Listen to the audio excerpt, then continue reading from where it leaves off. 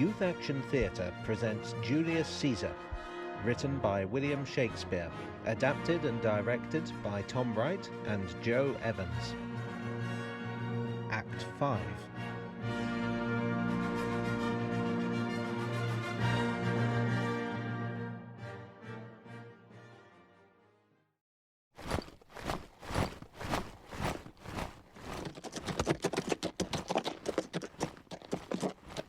Now, Antony, our hopes are answered. You said the enemy would not come down but keep the hills and upper regions. It proves not so. Their battles are at hand. They mean to warn us at Philippi here. Answer before we do demand of them. I am in their bosoms, and I know wherefore they do it. They could be content to visit other places and come down with fearful bravery, thinking by this face to fasten in their thoughts that they have courage. But 'tis not so.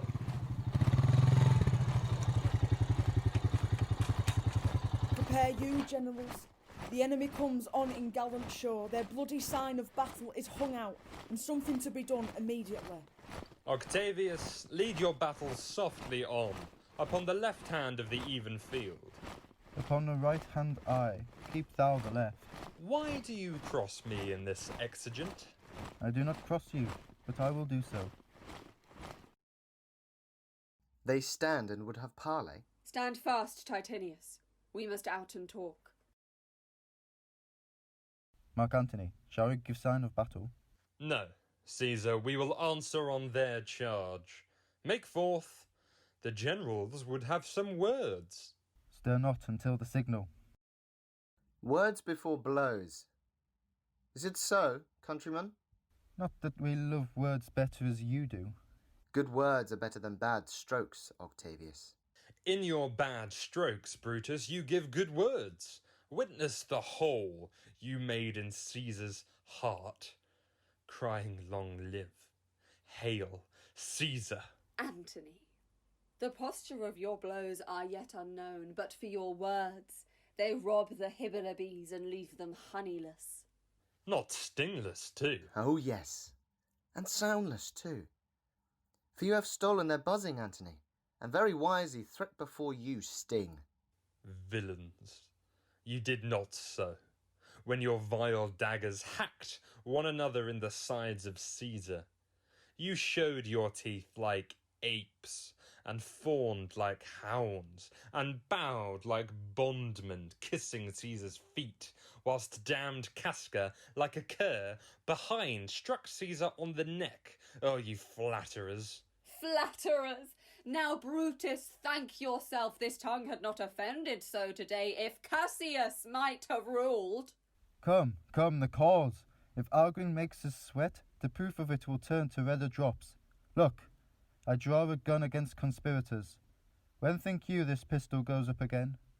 Never till Caesar's 33 wounds be well avenged, or till another Caesar have added slaughter to the swords of traitors. Caesar, thou canst not die by traitors' hands unless thou bringest them with thee. So I hope.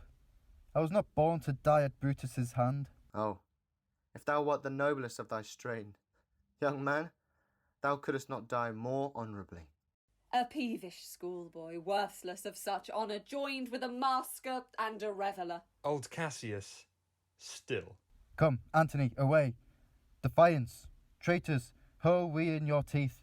If you dare fight today, come to the field. If not, when you have stomachs.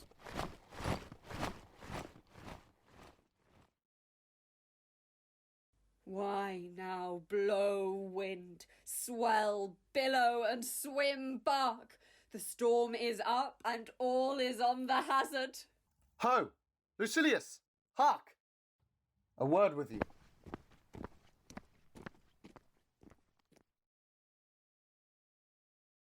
Messala, What says my general?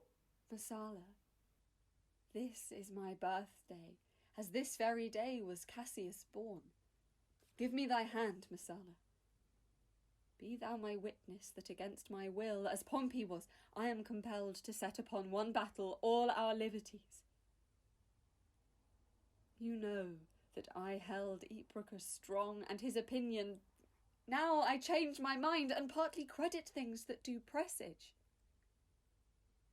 Coming from Sardis, on our former ensign 2 mighty eagles fell, and there they perched, gorging and feeding from our soldiers' hands, who to Philippi here consorted us.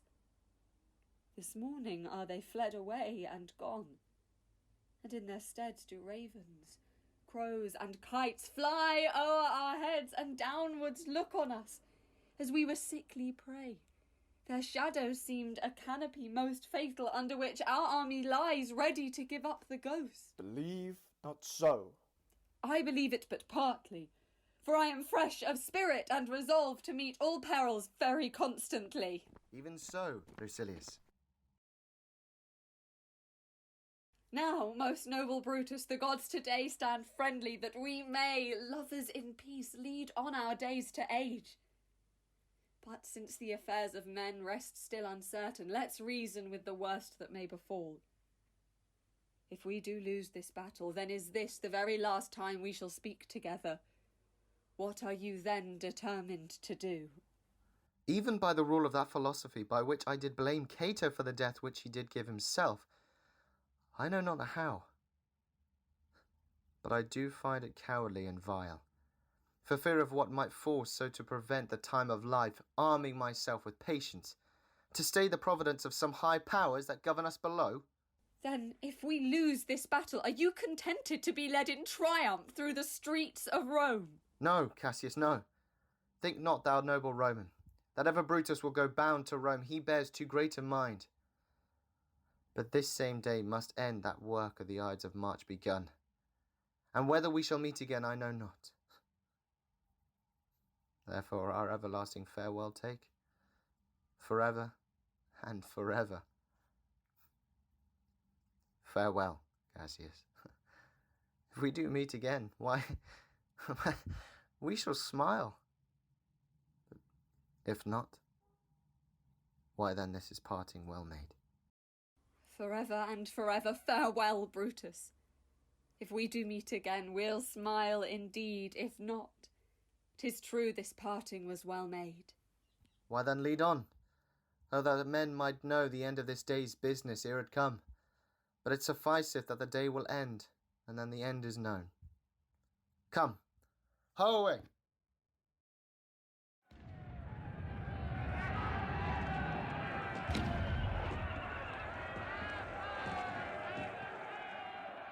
Ride, Messala, ride, and give these bills unto the legions on the other side.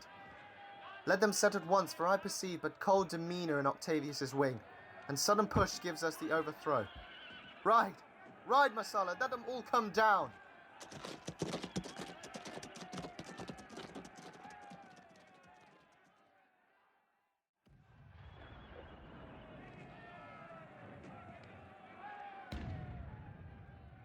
Oh, look, Titinius, look! The villains fly! Myself have to mine own turned enemy. This ensign here of mine was turning back. I slew the coward and did take it from him. Oh, Cassius, Brutus gave the word too early, who, having some advantage on Octavius, took it too eagerly. His soldiers fell to spoil, whilst we by Antony are all enclosed. Fly further off, my lord, fly further off! Mark Antony is in your tents, my lord. Fly, therefore, noble Cassius, fly far off! This hill is far enough. Look, Titinius, are those my tents where I perceive the fire? They are, my lord. Titinius, if thou lovest me, mount thou my horse and hide thy spurs in him till he have brought thee up to yonder troops, and here again that I may rest assured whether yonder troops are friend or enemy. I will be here again, even with thought. Go, Pindarus, get higher on that hill. My sight was ever thick. Regard Titinius and tell me what thou knowest about the field. This day I breathed first. Time is come round, and where I did begin, there shall I end. My life has run his compass. Sirrah, what news? Oh, my lord. What news? Titinius is enclosed round about, with horsemen that make to him on the spur, yet he spurs on. Now they're almost on him. Now, Titinius, now some light. Oh, he lights too. He's taken. And hark, they shout for joy. Come down, behold no more. Oh, coward that I am, to live so long to see my best friend tame before my face.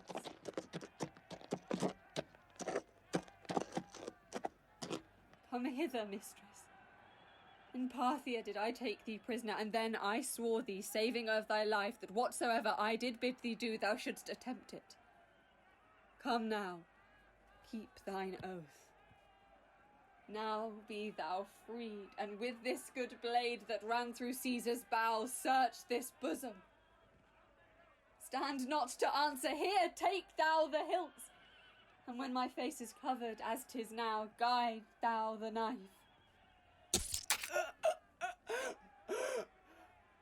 Caesar, thou art revenged, even with the knife that killed thee. So I am free. It would not so have been.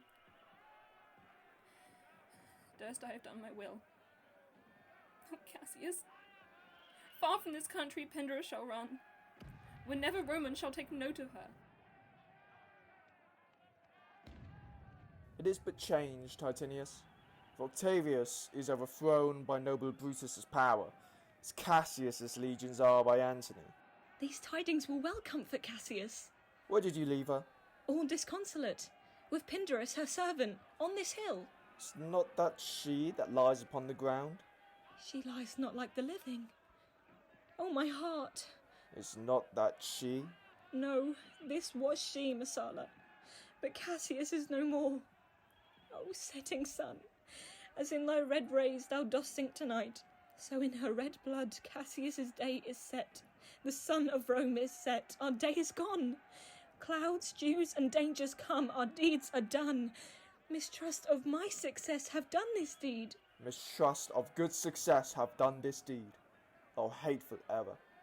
Melancholy child, what dost thou show to the apt thoughts of men, the things that are not? O error, soon conceived, thou never comest unto a happy birth, but kill'st the mother that engendered thee. What? Pindarus? Where art thou, Pindarus? Seek her, Titinius, or so I go to meet the noble Brutus. Thrusting this report into his ears, I may say thrusting it, for piercing steel and darts and venom shall be as welcome to the ears of Brutus as tidings of this sight. Hie you, Messala, and I will seek for Pindarus the while.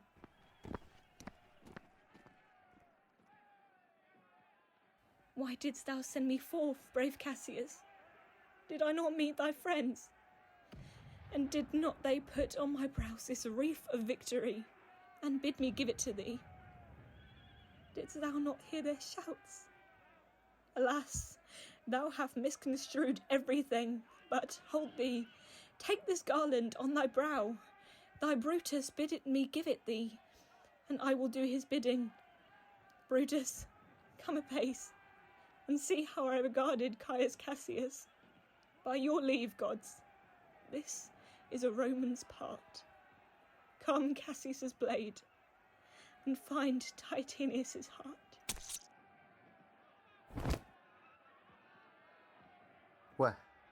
Where, Messala, doth her body lie? Lo, yonder, and Titinius mourning it.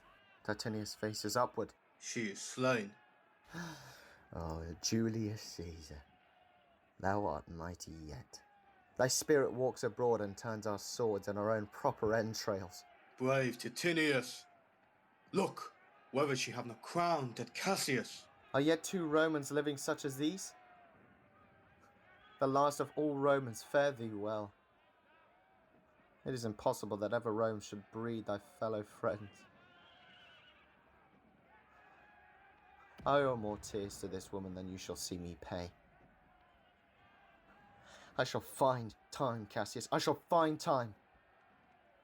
Come therefore and to Thessos send her body. Her funeral shall not be in our camp, lest it discomfort us. Lucilius, come, and come, young Cato. Let us to the field. Labia and Flavius, set our battles on. 'Tis 3 o'clock, a Romans yet in night. We shall try fortune in a second fight.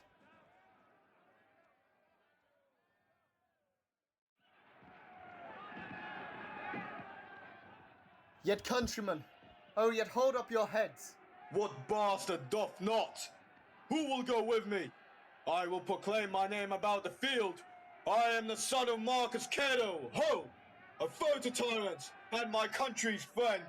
I am the son of Marcus Cato, ho! And I am Brutus, Marcus Brutus. I, Brutus, my country's friend. Know me for Brutus.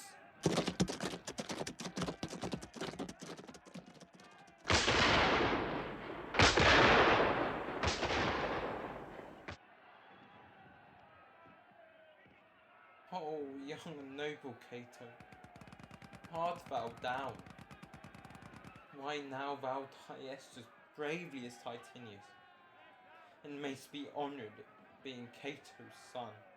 Yield or thou diest. Only I yield to die. There is so much that thou wilt kill me straight. Kill Brutus, and be honoured in his death. We must not. A noble prisoner. Here comes the general. Brutus is taken, my lord. Where is he? Safe, Antony. Brutus is safe enough. I dare assure thee that no enemy shall ever take alive the noble Brutus. The gods defend him from so great a shame. When you do find him, or alive or dead, he will be found like Brutus, like himself. This is not Brutus, friend, but I assure you a prize no less in worth. Keep this man safe. Give him all kindness. I had rather have such men my friends than enemies. Go on, and see whether Brutus be alive or dead, and bring us word onto Octavius's tent how everything is chanced.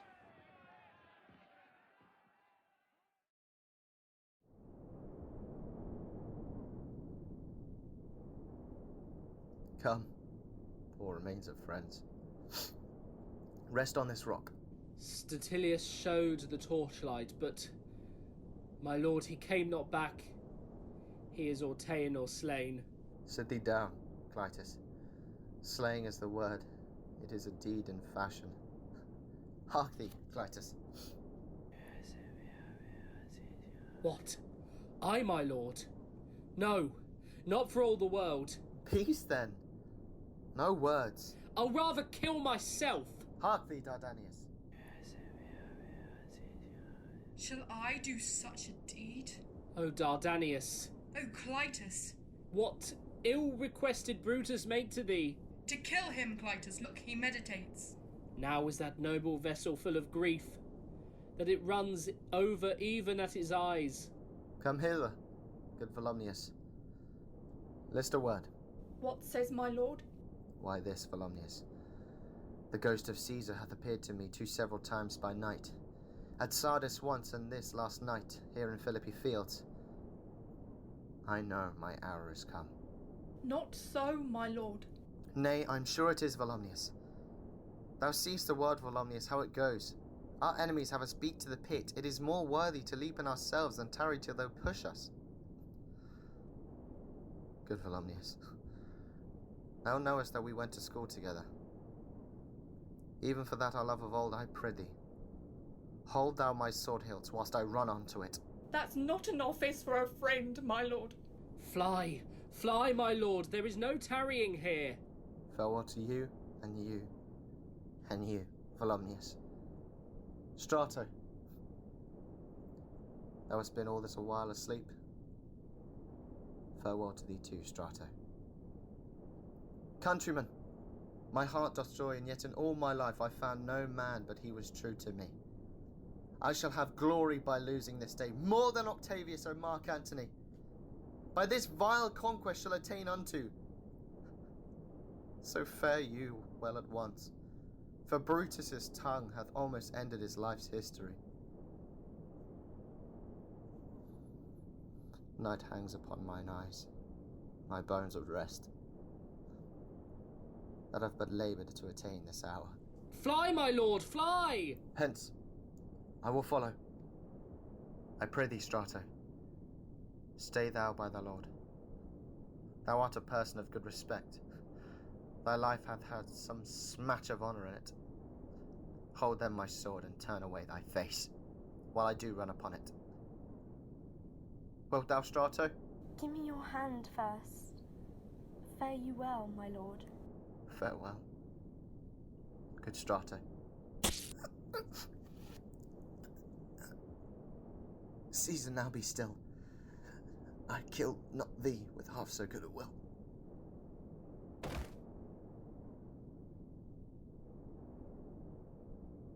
What man is that? To Strato, sir. Strato, where is thy master?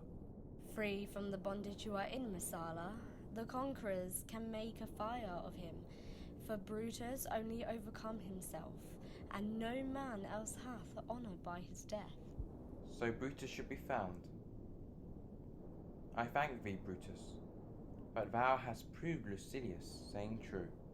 All that served Brutus I will entertain them. Woman, wilt thou bestow thy time with me? Aye, if Messala will prefer me to you. Do so, good Messala. How died my master? Strato. I held the sword, and he did run on it. Octavius, and take her to follow thee. That did the latest service to my master. This was the noblest Roman of them all. All the conspirators, save only he, did that they did in envy of great Caesar. He only, in a general honest thought and common good to all, made one of them. His life was gentle, and the elements so mixed in him that nature might stand up and say to all the world, this was a man. According to his virtue let us use him, with all respect and right of burial.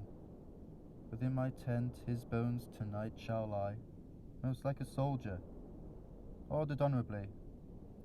So, call the field to rest, and let's away, to part the glories of this happy day.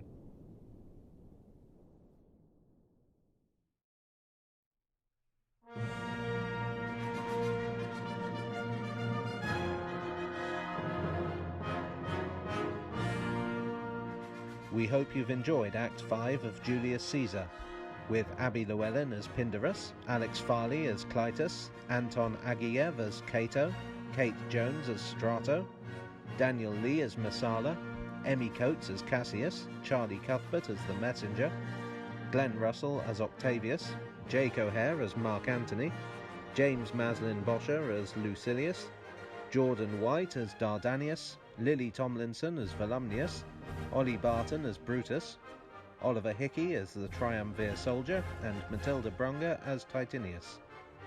This production was adapted and directed by Tom Wright and Joe Evans, edited by Jack Tidball with the assistance of Megan Baxter. Special thanks to Richter Kirkov and the rest of the Youth Action Theatre Committee for their help and support.